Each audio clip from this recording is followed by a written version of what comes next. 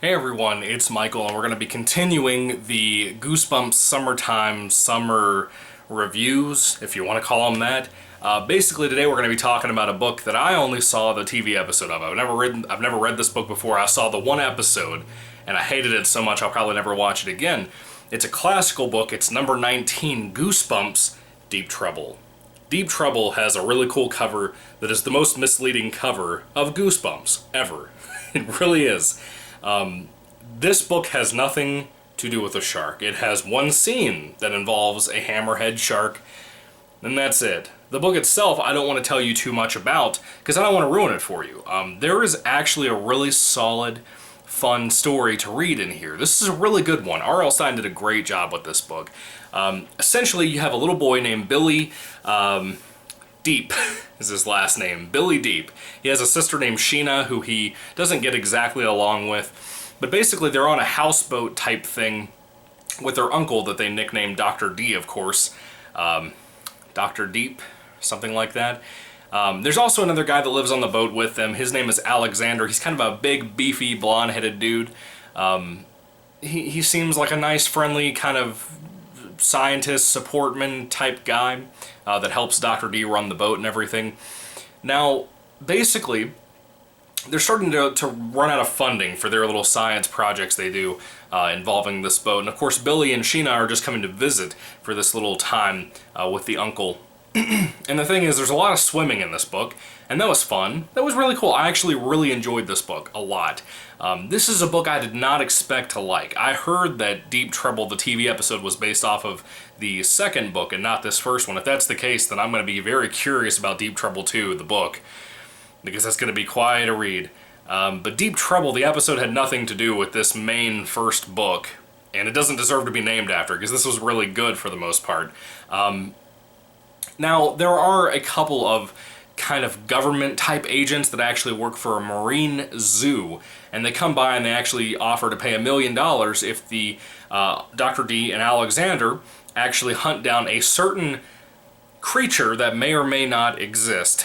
And I don't want to tell you what that creature is. Most people already know and have been spoiled on what this creature is, but just in case you don't know, I don't want you to know, because it kind of becomes a main focus of the entire story, is trying to find this creature, and even our main character, Billy Deep, trying to find this creature on his own to look like a hero, because he sometimes goes out in the waters and pretends to be like a Indiana Jones of the water type person.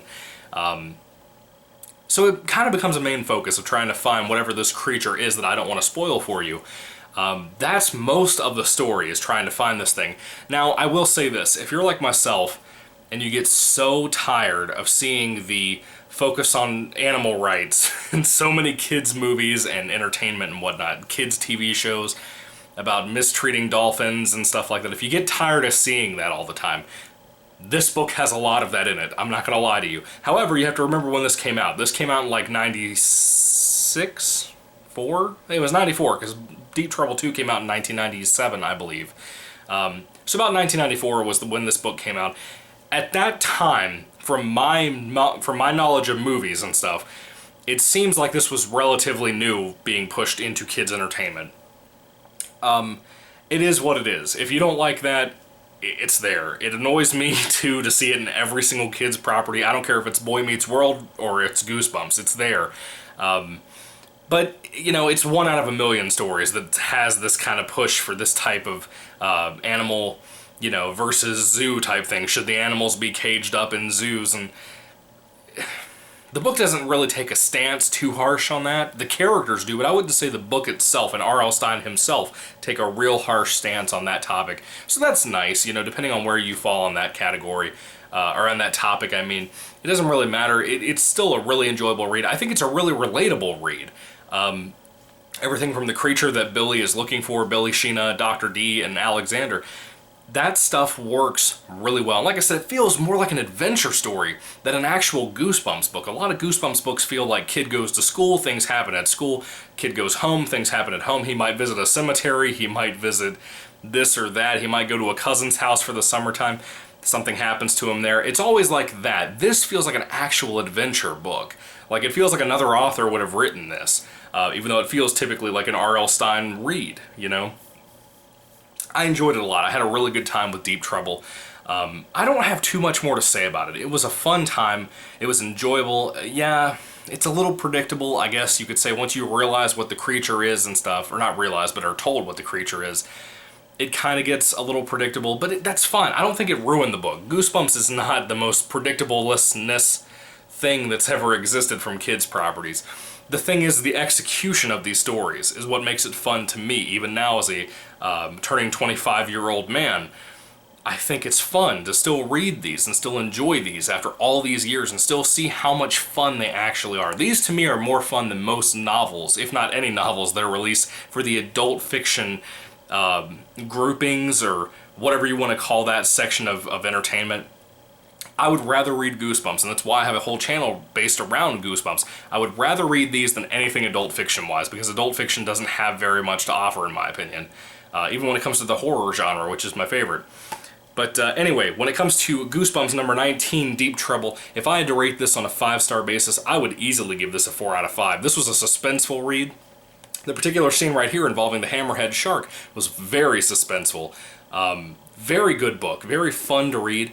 Again, not my favorite Goosebumps, probably not even in my top 10, I'd say, but maybe my top 20, probably. There's a lot of Goosebumps books out there, so by the time I read them all, God willing allowed me to read them all sometime. If I do get to read them all, this probably won't be in my top 20. I don't know. I don't really care that much, but it was good. It was fun, and I recommend it, in my opinion. Anyway, guys, what are your thoughts on Deep Trouble? Put your thoughts and comments down in the comment section down below. I'd love to hear what you have to say. I'm glad I could get an original copy with this original cover rather than the new reissue cover that came out. It's not very good. It's kind of one of the worst new covers that's been released. Really bad idea. I don't know why they chose to put what they put. I don't even blame the artist so much as I do the company for choosing that artist. It was just weird. But anyway, guys, what are your thoughts? Put them down below. And thank you so much for watching. May the Lord Jesus Christ bless you guys today, and goodbye. And let me know your thoughts on Deep Trouble and Deep Trouble 2 down in the comment section down below. There's also a third book called Creep from the Deep, which is part of the Horrorland series from like 2008 and 2009. Let me know your thoughts on that as well. Just don't spoil anything, like I said, please. If you're going to talk about anything spoiler-wise, just put it in the comment section of this video for this book. But anyway, thank you guys, God bless you, and goodbye.